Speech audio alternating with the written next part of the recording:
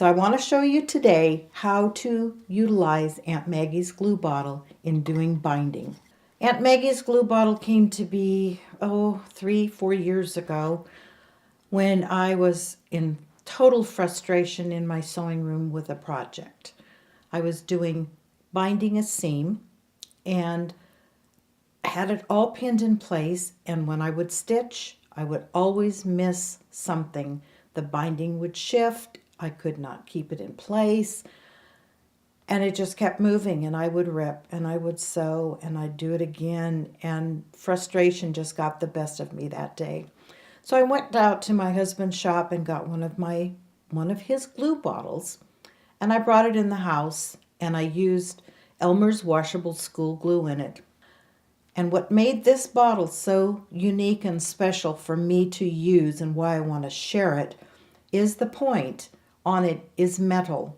And when you are putting this on your project, it is just putting ever so even a bead of glue, as opposed to, say, an Elmer's bottle direct. You're going to get big globs, you're going to have glue everywhere, you're going to be frustrated with that and say, I'm never gluing. The glue bottle is the secret to gluing binding. The bottle comes complete, metal tip, a T-pin for storage, a little holder for your bottle, and an important thing is when you are storing your glue, you always store it with the T-pin in the point, and you store it upside down in the container. That keeps your glue from drying out, as well as eliminates air bubbles for when you are using your glue. I have sewn a 2.5-inch binding strip on my project. As normal, I sewed it on the front so it'll come around to the back. Difference is I used a 3/8 inch seam as opposed to a 1/4 inch seam we normally stitch with. When we come to the back side, we run a bead of glue between our stitching line and the raw edge. See how nice that bead of glue is coming out, how even. It's not too much, not too little.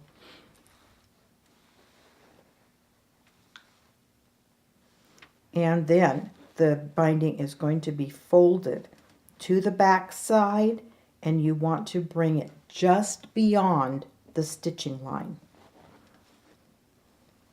And I find it easier to work on an ironing board when I am doing this, because you need the iron to set the glue. Once it is set in place, you continue on,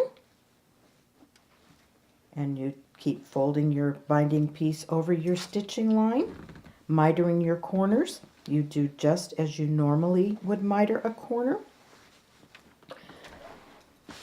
And it just is so nice for me to not have pins to deal with or clips. It can then be a walk-around project if you are doing a hand binding, stitching by hand. The glue will not be in your way. If you are doing a machine stitching with your binding, you go to the front of your project and you do a stitch in the ditch. And when you do that stitch in the ditch, it comes out with a perfect stitching right along the edge, as if you planned it that way, which you did. So it makes for a very nice, neat finish. Using the glue bottle for holding binding in place when you are doing seams, just binding seams, you use the same principle. Working on an applique project and it just does not want to stay down, use a little bit of the glue, set it with your iron, and it's going to hold your project in place until you can get to it. So it's just a great little handy dandy, making binding so much easier in your sewing room. And I hope you enjoy Aunt Maggie's glue bottle. Now you've seen how the bottle works, why don't you pick one up today?